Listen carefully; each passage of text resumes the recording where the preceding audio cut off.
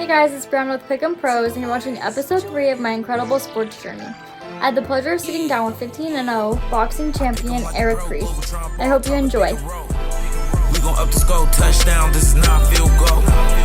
We the winning team champions when you walk through the hall. You can place your bet with us, cause you know we gon' win them all.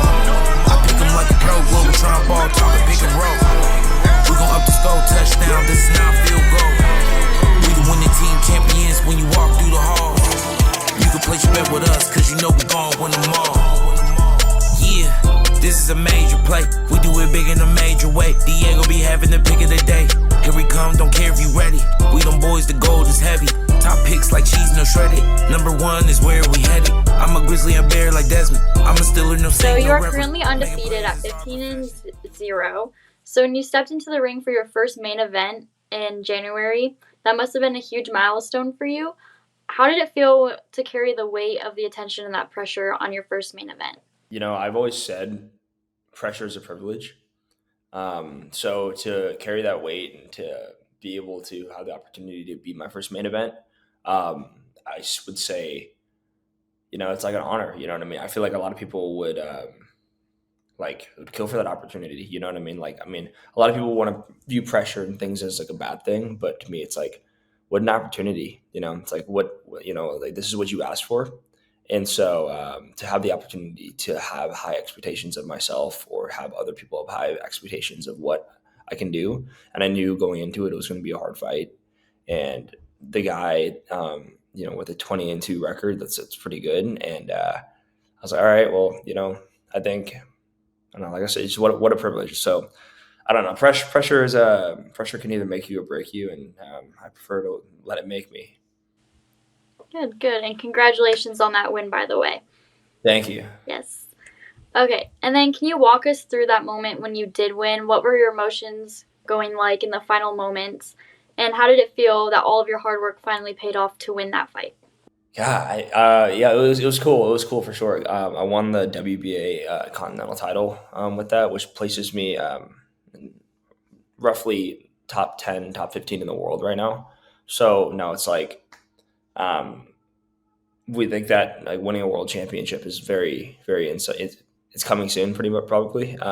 So it's kind of you kind of see it coming, and so it's just kind of surreal, honestly. I don't know. I still feel kind of like a young and a kid inside and stuff like that. So I think like my inner child is kind of just like, all right, like this is crazy. You know, I've been doing this since I was about 9 years old, and so to finally be like, okay, like I'm about to reach the pinnacle of my sport, and finally be able to say I'm the best in the world at it. That's cool, and I still probably got like 2 or 3 fights maybe to go, but that light is coming at the end of the tunnel, and so it's really a cool feeling. I've always told myself like this is the best job I've ever had. So who or what inspired you to first step into the ring, and what kept you going through the tough moments? My dad for sure. Growing up, like my dad was just like my hero in like so many different aspects, and he wasn't a fighter himself, but he was military special operations, so he just kind of wanted both of his kids to like know how to like get punched in the face or like throw a punch, and so I would say he just inspired me, and he had connections in the boxing industry, and he kind of just took me to the gym, and he was like, hey, like we're gonna do this, like we're gonna you're gonna stick with it, you're not gonna quit. And there were a lot of times as a kid, I mean, I'm like 10 years old, like I wanted to quit, I'm like getting hit in the face and stuff like that, while my other kids are like throwing baseballs around. I kind of found this like community aspect where I could like be with friends, even though it is like an individual sport, like you are training with people, and there's something about like two guys punching each other in the face that creates a bond that like is like, it's like blood. It's like you become really tight, and so just through that, and then you kind of realize like around like 16, 17, I was like, okay, like I could really take this far. What are your ultimate goals in boxing? Do you see yourself going for world titles, or do you have other aspirations for your sport? Right now, like my goal, my mindset, everything that I'm doing, I'm about to go to practice right after this interview. Like for absolutely no reason at all. I just fought like 3 weeks ago. I don't have to, and it's just like, just because, yeah, like I want to win a world title. That's just always been the goal. I want to at one point say I was the best in the world at something.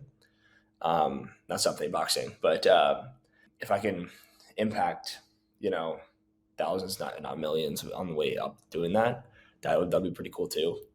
I would like to utilize winning a world title to become kind of the face of Korean American sports. In a sport where it's very saturated with like Latinos and African Americans, it's like there's not too many Korean people in there. Mhm. So to be able to represent my culture and um, kind of act as a front runner for a lot of kids that may be wanting to take the same path as me, and kind of trailblaze that'd be pretty cool. So yeah, first step, win world title. Everything else, I guess, will kind of fall in place afterwards. So out of all of your fights, who is your toughest opponent, and what did you kind of take away from that experience?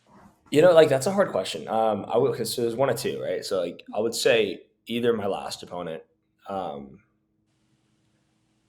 he was pretty tough, but then I fought a guy in 2023 in September. His name was Simon Madsen. Mhm. And I don't see like the thing with that fight was like I just think my game plan going into the fight was just awful. I think I fought that fight completely wrong and I made it a lot harder on myself than it needed to Mhm. be.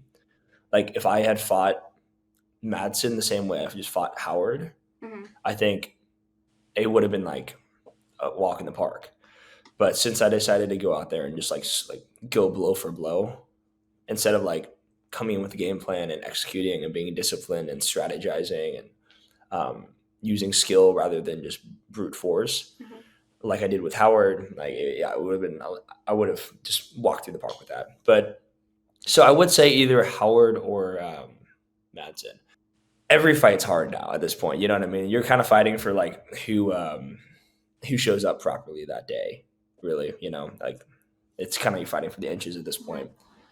So I know like every fight's hard at this point. So like it's gonna get even harder, I guess. So, but Madsen or Howard, How do you handle recovery after a fight, both mentally and physically? that's something like I'm still trying to figure out. Uh, you know, boxing every time you get in the ring, you fight somebody. Whether it's a fight that you cruise through or it's a fight that you you have to slug it out with somebody. Yeah, I think you leave something yourself in the ring, and not just in the ring, but also in like the months and things like leading up to that fight. Truly, like you have to be prepared to sacrifice your health when you go in there. You got to be prepared to like, hey, I'm gonna get hurt. Even if I win, I'm gonna get hurt. You're trying to learn. You're trying to like convince yourself to perform violence, and to come down from that almost high or adrenaline high or something like that. It's difficult. Even the moments after the fight, you get home, like, the crowd noise stops, the music stops, you're kind of sitting with yourself and you're realizing you're a human again. And that's sometimes difficult. And sometimes the weeks afterwards, you kind of struggle with, you come out of such like a regimented state of like, exactly what you're eating, exactly how many calories you're eating, what times you're training, what weight goals you need to hit when you're sparring, like, where you need to be at, uh, and then it's like, okay, like now you can just chill. And it's like you don't know how to chill. You just don't know how to like just be present and take a beat. I meditate a lot. I don't know, like that's probably pretty important. Just keeping the mental strong and Mhm. finding things to do that are outside of your sport that may pertain to your sport. Like, going on runs, still keeping somewhat of a regiment. But I like to also spend the time like hanging out with my family and whatnot that I have. I miss Christmas and New Year's this year, just training, and so Mhm. trying to make up for some lost time there. Do you see yourself staying in the same weight class, or do you have any goals to go higher or lower in the future, or just stay where you are? Yeah, I'm kind of in this weird point where like I'm like big for my weight class, but I'm like too small for the next one. So like I'm like I'm like a shoe size that doesn't fit. Like you know, but I know I like the weight class I'm at. I feel like I'm one of the fastest middleweights in the world right now, and I want to continue to prove that. Like, but if I go up, like I feel like I need to put on a little bit more size, um, and I don't really want to because I feel like that would compromise some of like the speed factors that work to my advantage. So I don't know. I don't know. Maybe eventually, maybe like I won't have a choice. I think as you kind of get older, like your muscle density and things can't develop. So we'll see. But I would like to stay where I'm at I would like to at least win a world title in this weight class. What's your mindset when you go into training? How do you stay motivated and locked in during your toughest days? If you can't stay motivated, stay disciplined. And so that's just something that I repeat to myself all the time. Because yeah, like I said, waking up every day is just it's a hard thing. And when you start a training camp, like you kind of accept the fact that like something's gonna hurt every single day for the next few months. Like you're either gonna be sore, your back's gonna hurt, your neck's gonna hurt, you're gonna have bruises on your face, your hands are gonna hurt. Just things happen. And it's all right. So once you accept that, then you kind of just like it's like kind of hopping on a train and you just start trucking along, and things just naturally kind of fall in place.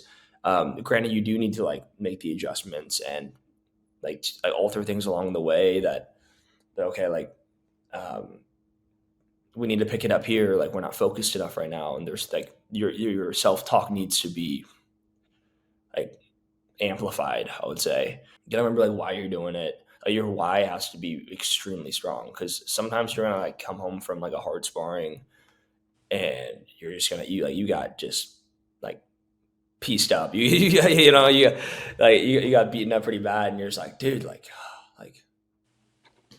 what am I doing? Like should I be doing this? Like Yeah. this is crazy.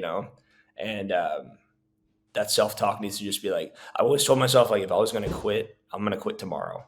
Right. But I'm gonna go to practice first, pretty much. So if I was like, all right, like I had a bad day, all right, I'm gonna quit tomorrow, but like I'm still gonna go to practice. And then next day you have a good practice, and then you're just like, all right, I guess I'm not gonna quit. So you just keep going. What's one unique training technique or workout that you do that sets you apart from other fighters? Like any workout that you do that you're really good at that could set you apart from another fighter? I think I do the hardest strength and conditioning on the planet, really. I think my conditioning and certain things that I do like set me apart because I'm able to hold a pace longer than a lot of other guys. When I'm training, I don't listen to music. I blast crowd noises Mm-hmm. the entire time because I need to like get my mind like to the point where I can be hearing just people and like nonsense and noise compared to like people like a lot of guys like to get amped up to beats. But people always ask me, what do you listen to before fights? And I listen to like amplified, distorted sounds to really almost like try to throw off my rhythm and just get my mind almost in like this uncomfortable state. If you could fight anyone from the past or present, who would that be and why? I would want to fight myself. And like that's a weird answer, but like I've always said to myself, like my hardest fight would be somebody who fights exactly like me. I would like to fight myself now because I think that would just be a pain.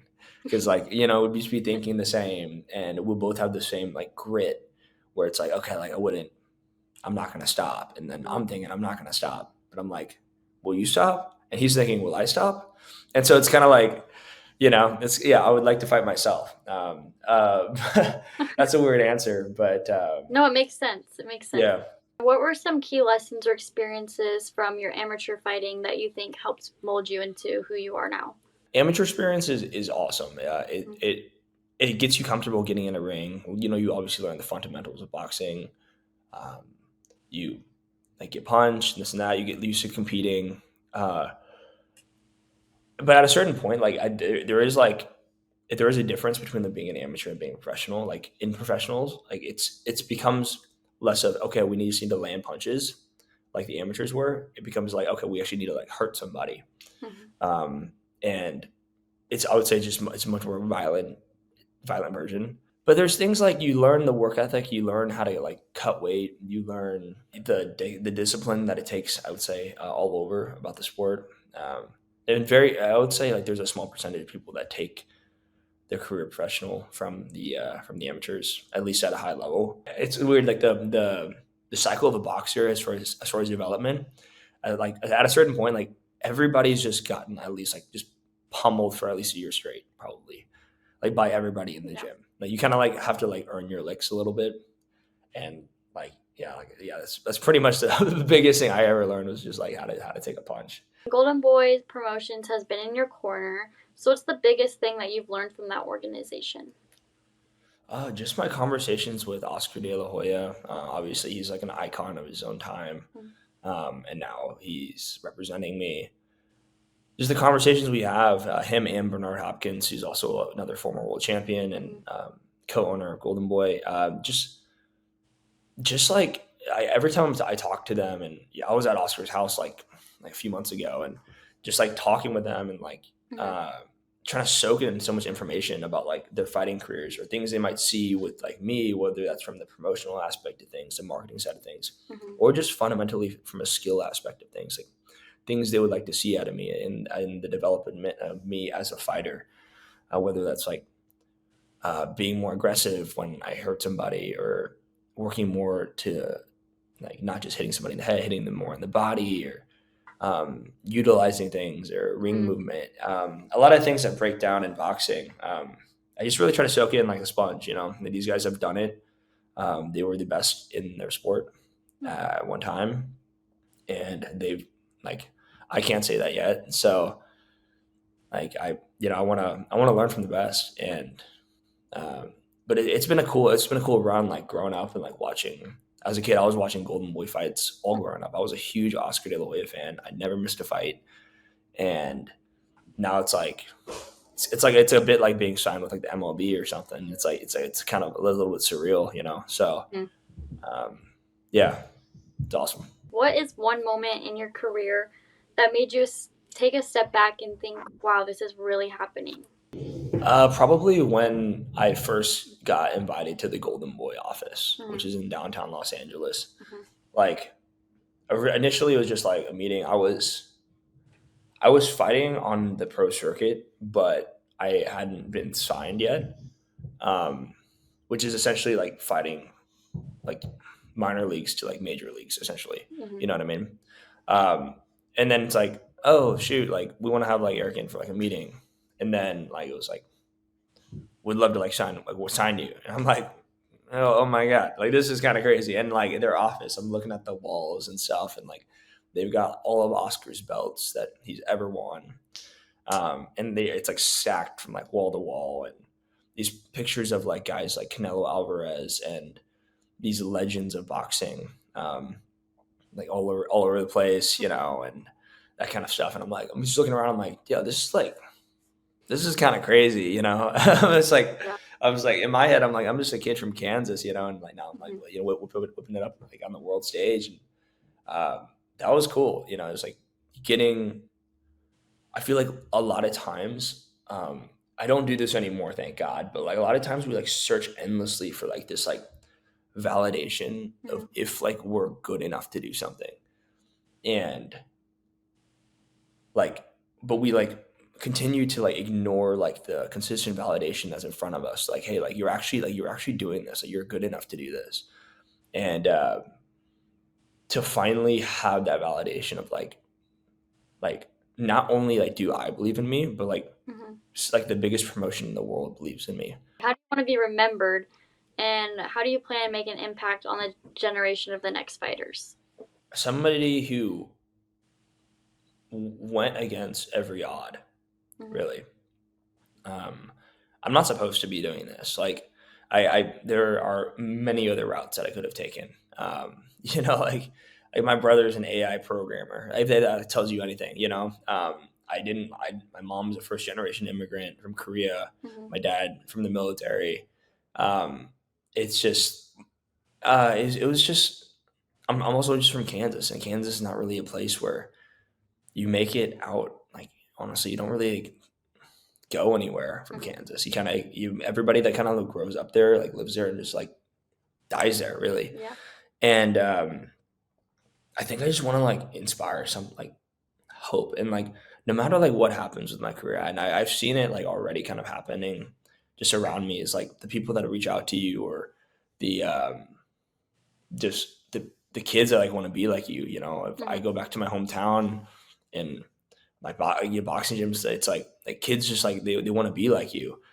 And in my head, I'm like, I feel like I haven't taken on that role of responsibility until like now, Mm-hmm. because I felt like I was just still like that kid, or I'm still trying to figure out like the person I want to be, but now it's like, well, you might be like a beacon of hope or like a trailblazer. These kids might follow the exact path that you did, because there hasn't been a professional boxer like world ranked out of Kansas City Mm-hmm. in 2 decades. Who do you think the best boxer in history was? And what do you think kind of like built them to be the best? Like, what do you think was their mindset, or whatever your opinion was on that? Like, Boxing is obviously the name of the game: hit and don't get hit, right? That is boxing in just a little nutshell, right? But then there's like fighters who are like incredibly entertaining, right? Guys Mm-hmm. like Mike Tyson, Manny Pacquiao. Um, yeah, there's the guys that just like the crowd loves. They're Mm-hmm. incredible. Like even if they lose, like everybody loves them still. Right. But then you have guys like boxing, like Floyd Mayweather.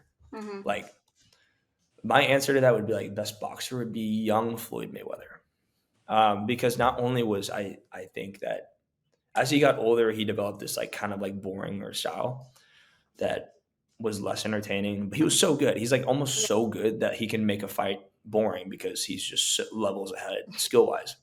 He just like, you can't hit him, Mm-hmm. and he can just kind of sit in front of you. But him when he was younger, before he turned into like Money Mayweather, he was Mm-hmm. Pretty Boy Floyd, and he was like knocking guys out. He was using like his like boxing skill set to like destroy these guys. So my answer to that would be young Floyd Mayweather. I think he was the best. Before you get into the ring, what's going through your mind? Like, how do you get into your mindset where you, okay, this is my time to shine, I can do this? Like, what do you do to prepare yourself? Well, like I feel like like I go through most of those like talks in my head like Mm-hmm. months leading up to the fight. Like you have like this guy in your image in your head, like of like what he's gonna be, and you Mm-hmm. watch his fights and you study tape and this and that, and you know what he looks like, you know his name. I like to know everything about the guy that I'm fighting. I mean, not only from like a um, like his style of fighting. I want to know like where you live, like where you from, Yeah. like do you have kids? Like almost like to a level where I want to like create this like figure in my head that like I'm okay to like hurt you pretty Mm-hmm. much. And so by the time fight day comes, like after all the preparation, all the hard work, everything's done, I'm pretty like relaxed, honestly, when I go in there. There's a funny photo of like me, like right before this past fight. I'm literally just laying on the ground, like with my feet up on a chair. Like I'm like watching TikTok, like with my headphones on. I'm just like, like that's kind of where I'm at. And, obviously like, I don't know, you don't want to get yourself amped up too early, Mm-hmm. when you're in on a fight day. Otherwise you'll just be like uptight all day. Mm-hmm. But up until like probably about the time that I start getting like my hands wrapped or I start warming up, that's when I kind of start locking into, all right, I'm ready to like to perform violence right now. Right. Um, and yeah, like I mean, yeah, I'm yeah, there's no fear, there's no jitters, there's nothing really.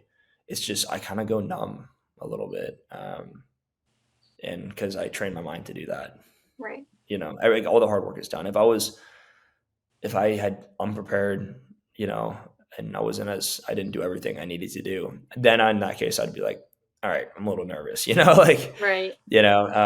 but that's like you either if you train hard, the fight's easy. That's Mm-hmm. kind of where my head's at. So With all the chaos in the fight and all the crowd noise, when your trainers do tell you to do something, when they're there in your corner trying to help you, do you hear them over the crowd? Like, can you like focus on them, or are you too focused on the fight? I can hear them. Like weirdly enough, like you get used to hearing their voice screaming at you, like in the gym, so much, and yeah, so I recognize that voice out of anywhere. Like yeah, a lot of things go numb, and like, sometimes you can hear the crowd though. Like Yeah. last fight, like going into the 10th round, Mm-hmm. I was in the middle of the fight, I'm like moving, somebody's like, "Hey, don't forget about that right hand, Eric." So I just like popped it, and it landed. So I crafted it with the right hand, and then I kind of like looked at him in the crowd, like I was kind of like acknowledged him with my hand, and Yeah. it was kind of funny. So I can hear for sure, Right. but like I recognize my coach, and Hmm. learning to take what he's saying and apply it in the ring.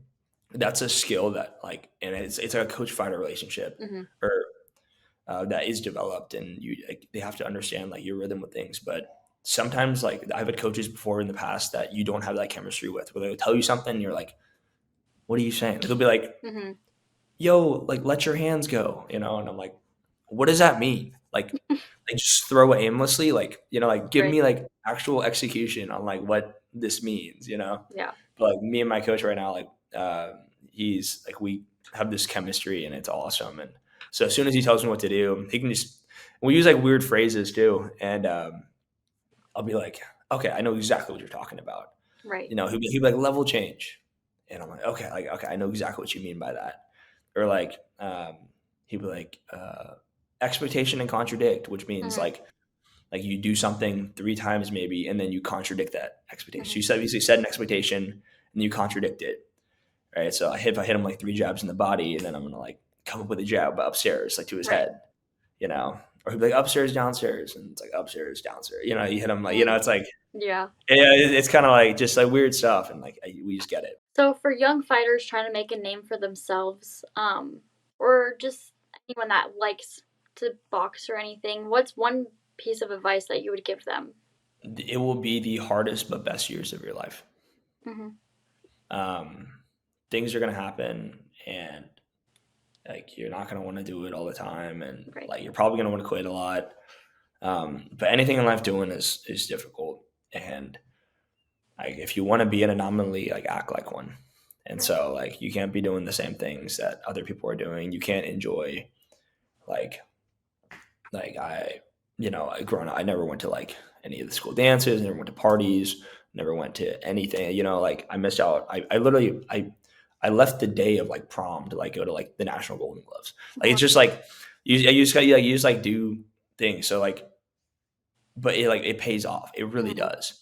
And even though it may not seem like that in the moment, or it's just like harder than it like you may think it is, it's like because like going to school and this and that is like is a hard it's a hard thing, because that's all you know. That's like your world. But then you kind of like get Mhm. done with that world, and you're like, okay, like there's a whole another like piece of life. Like you're only like 15% of your life is there. It's Right. like so investing in yourself.